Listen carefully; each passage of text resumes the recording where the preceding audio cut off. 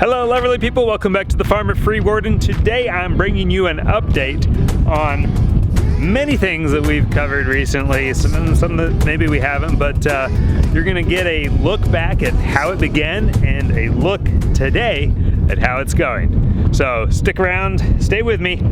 You're gonna get the full scoop in just a moment. All right, now of note, and something I'm sure everybody's interested in knowing more about and how it's going, is two big items. First of all, we've been having the sheep out there mowing our lawn, so we're gonna take a little look at how it's going. We're gonna take a little look at how that automatic maggot dispenser for the chicken feed is going, and you'll get the whole scoop, but hold on, we're going to take a look at the turkeys first. So this is how it began with the turkeys. We got 7 turkeys when they were 4 days old. We put them in their own brooder and they have been growing out for the last 2+ weeks. This is how it's going. We have 6 turkeys left. They're all doing great now. They're getting huge. And they're multiplying. As you can tell, they have turned into not just 6 turkeys, but multiple chicks, and we've got a duckling in here too somewhere. Let's see if we can find the little ducker. Come on, little ducker. Here, chicks. Come on, chickies. Come on. Come on. Oh, there he is. There's a little duck. So we have 4 Delawares. We've got 4 Sussex, we've got 6 turkeys, and we've got a silver appleyard duck. We hatched out the silver appleyard duck and he needed some brooder mates. So we just put him in here and he's fitting right in. Now I know what they say not to raise chicks and turkeys and ducklings together. You know, do they say that? I don't know. I've heard that in the past. Maybe it's an old wives' tale. Maybe there's something to it. But we're successfully raising them all in the same building, and then I decided, well, they're old enough now. They're a couple of weeks old. Everybody's a couple of weeks old, except for the duckling. He's just about a week or so old. But he's already getting huge. Ducklings grow so quickly, and he's almost as tall as these turkeys are that have really put on a lot of height. Now, a few weeks back, we began collecting quail eggs of our own, and several weeks ago, I ordered quail eggs from a farm in Ohio.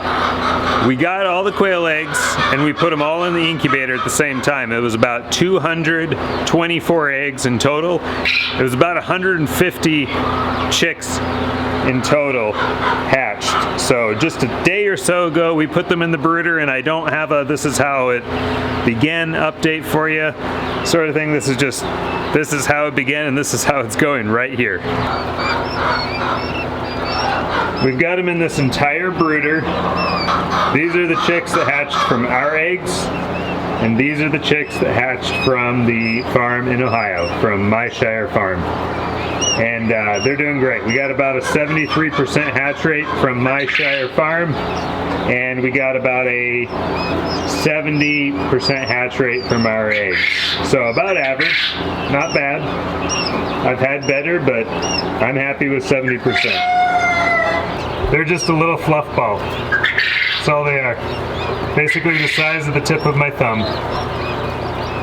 One thing I will say for all of our birds and brooding is these heat plates, they are expensive, but the money that they save us,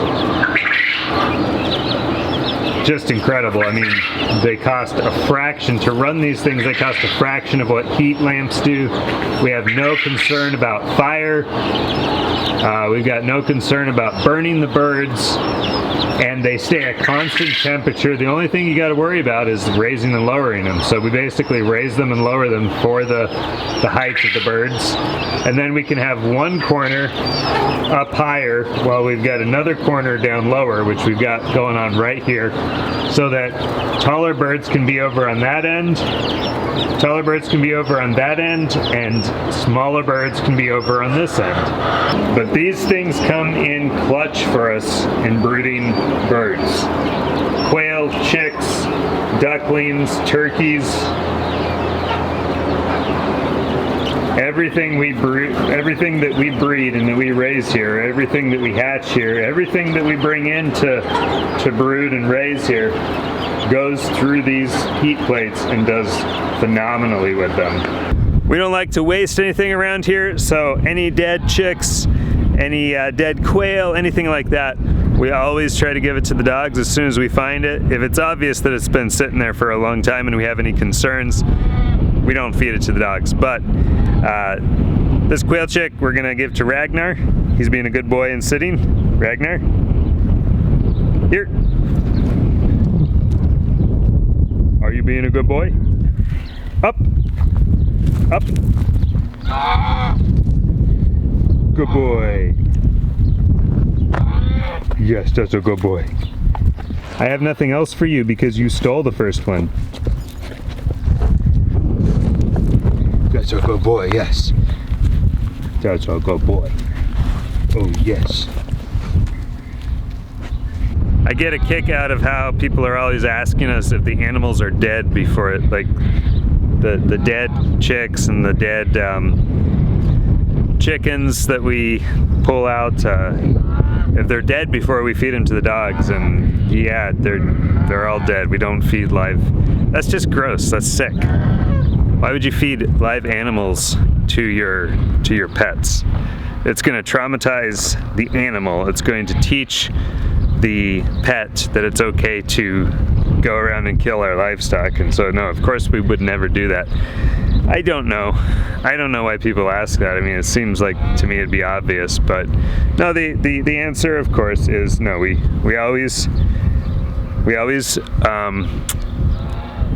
make sure that any animal that we have to put down here, we put it down with the least amount of pain possible.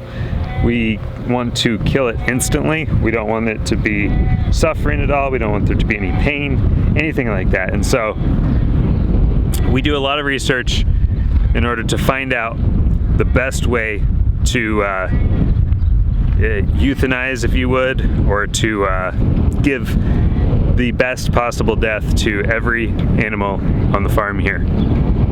And we only kill them when they need to be killed.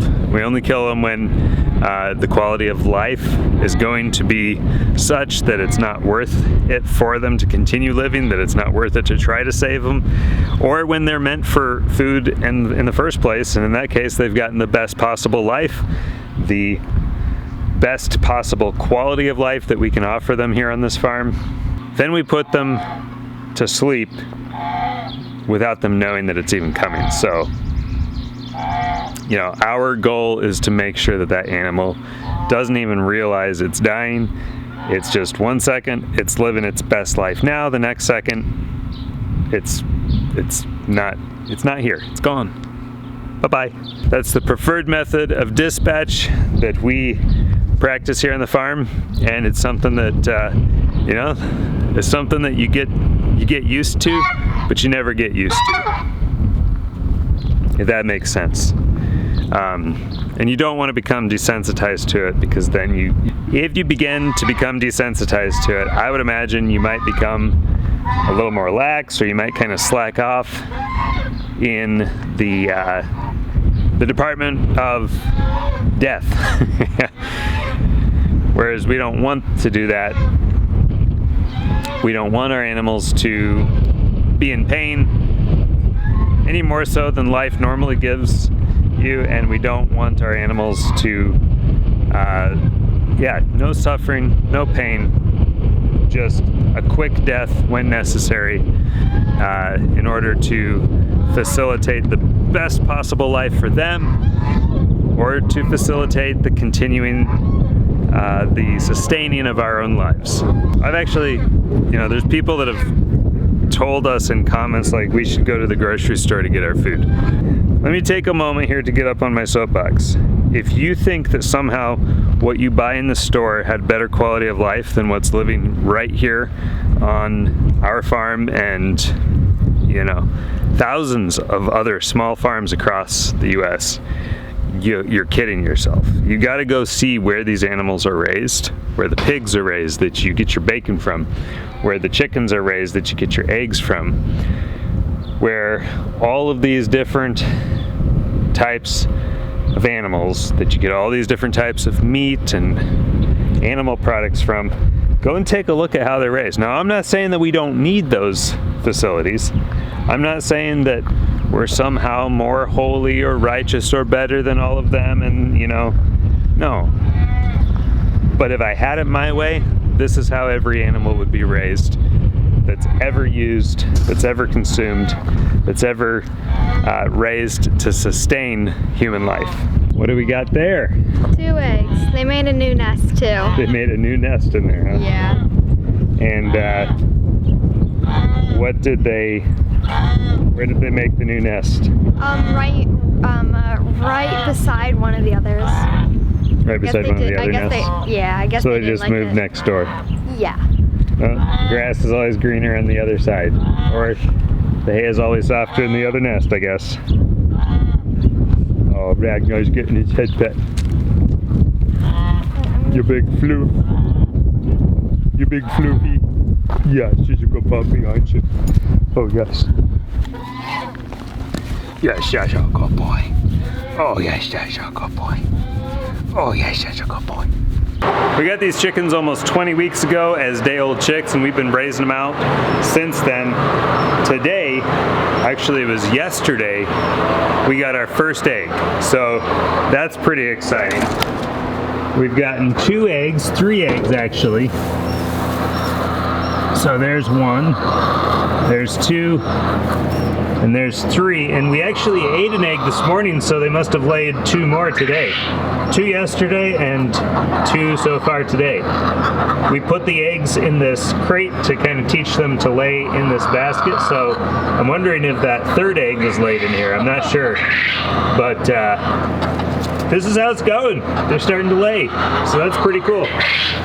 You might remember that automatic maggot dispensing chicken feeder that I made. This is how it began.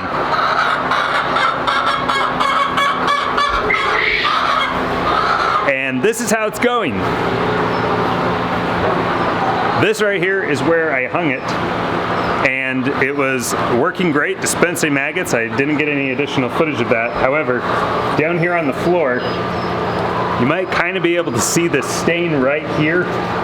This is where it was dropping a bunch of maggots, but also a bunch of gunk, and it was really starting to stink up the barn. So I actually moved it outside. Let's go check on it out there and see how it's doing out there. I can smell it from back here, and that's where it is. So the smell is there. It's not overpowering. You get a little further away, and at least for my nose, it doesn't bother me. And I mean, we live out in the country, so there's always a smell somewhere. You're walking around the property and you're going, what's that? It's probably, I don't know, a dead rabbit or a dead chipmunk or a dead mouse. There's always something dying out here. That's just how nature is. Okay, so we're upwind from it now. That's where it is, and it's left a stain underneath here.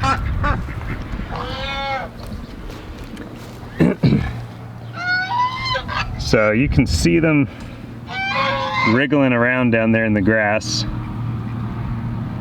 And the funny thing is there are no chickens over here eating them.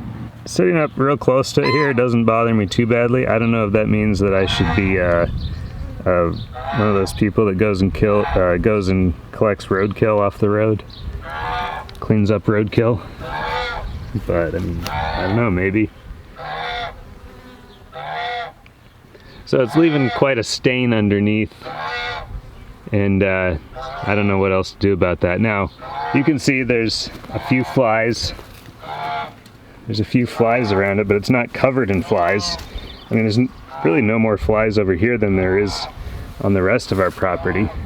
I've got one more update to share with you, and that's regarding how the sheep are doing mowing our lawn.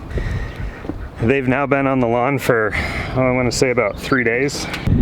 It could be going a lot better. Here's how it began though. And here's how it's going.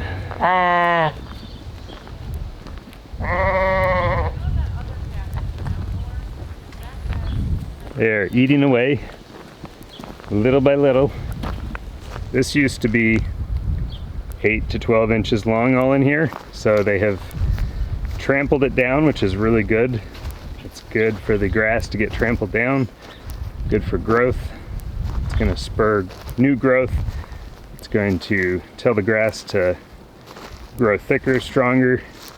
They've trampled it all down over here. And as you can see right now, they're eating in a taller portion. It's being mowed very unevenly.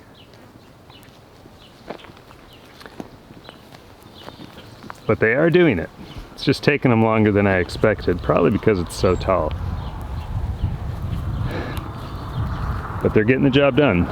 If you listen very closely, you might even be able to hear them munching away.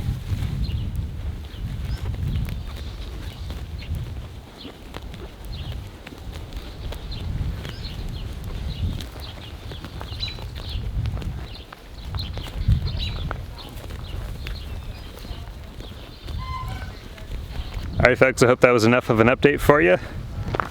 We've covered the automatic maggot dispensing chicken feeder, we've covered the sheep mowing the lawn, and yeah, they're getting around to it, they're getting it done, slowly but surely, not as quickly as I was hoping, so I'm probably going to have to get that, I knew I was going to have to get that flat tire fixed anyway because we've got ditches to mow. That's it for today. Y'all take care, stay safe, hug somebody, God bless, everything's going to be okay. Peace.